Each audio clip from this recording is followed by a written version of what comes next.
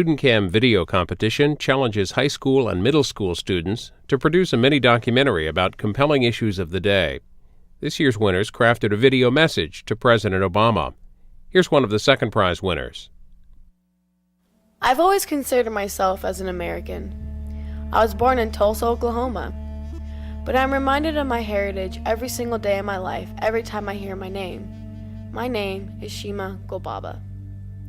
I take AP history classes and I love to indulge myself in politics, history, and government. And because of my heritage, I strongly believe improving relations between the United States and Iran is crucial to the international community. I idolize President Barack Obama because of his ability to listen to various perspectives. So I decided to use him as my model and do the same thing. If I could talk to the President of the United States concerning Iran, I would tell him, do not put Iran in the category of making one statement about it, just like President Bush did, by saying Iran is an axis of evil. By that one statement, you are defining an entire nation of people, of varieties of mindsets and cultures. I think that from the beginning, President Obama has got to have a strong position. President Carter showed us that it's not profitable to be able to negotiate a true peace with those type of people making the radical comments that were made from that time until today. So President Obama will have to show that he has strength as well as diplomacy to resolve the issue. And then he has to follow through those comments of strength with true action if nothing else develops in a very short time. I do not believe a military action in regard to the Iranian situation is the solution in dealing with Iran. You know, the Iranian government at this time is losing their stance with the people.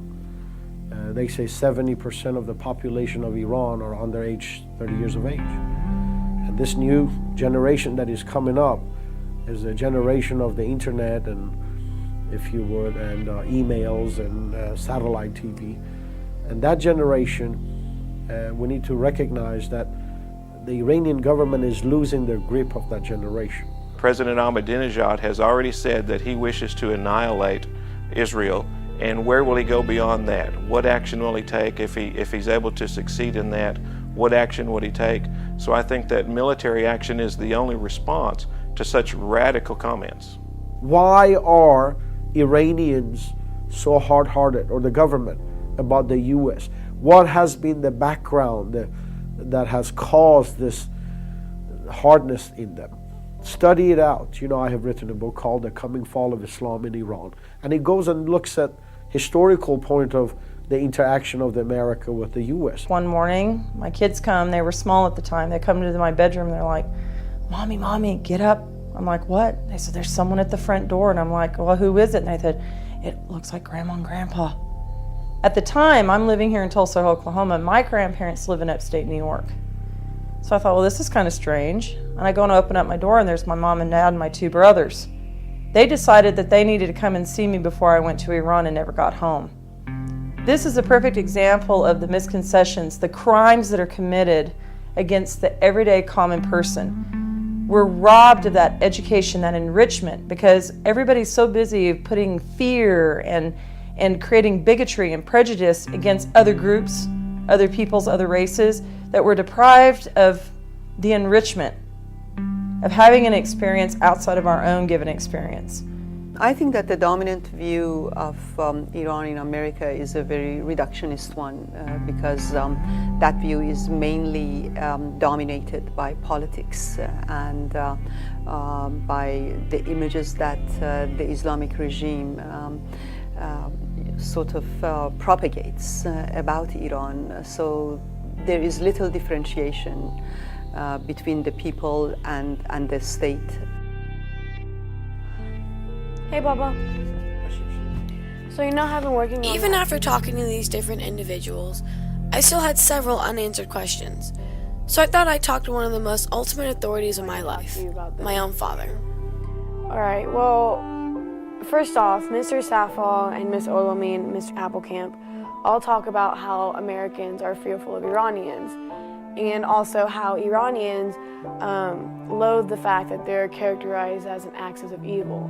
So I was kind of wondering how you think we can change these perspectives.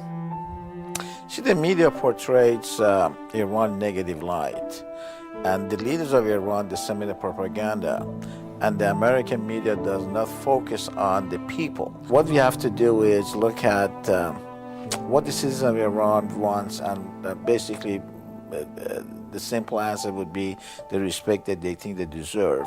At the same time, what they want to see is other countries such as the U.S. or leadership in the U.S. that don't call them part of the axis of evil. Mr. Safa talked about how the Iranian government is losing its grip of the Iranian youth. And I was wondering how the United States can encourage this Iranian youth to have a more moderate view of the United States.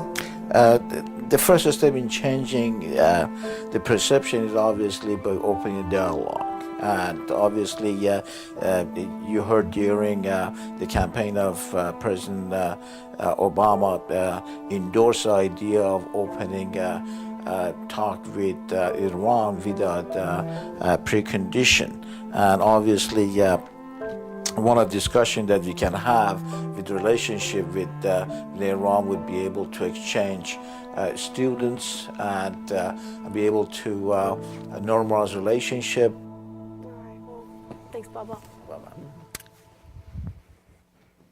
In producing this film, I've learned about the different ways Americans and Iranians perceive one another, the way they perceive themselves, and the way they feel they are being perceived. Regardless of what we think of other people or other countries, we all yearn for freedom, justice, and satisfaction in our lives. The Persian poet Rumi once said that the task is not to seek for love, but merely to seek and find all the barriers within yourself that you have built against it. The task for the United States today is to break through the cultural and political barriers with Iran to show that a productive working relationship is possible between these two countries. You've just seen a winning entry from C-SPAN's StudentCam video competition. To view more winning entries and to see the complete list of winners, visit studentcam.org.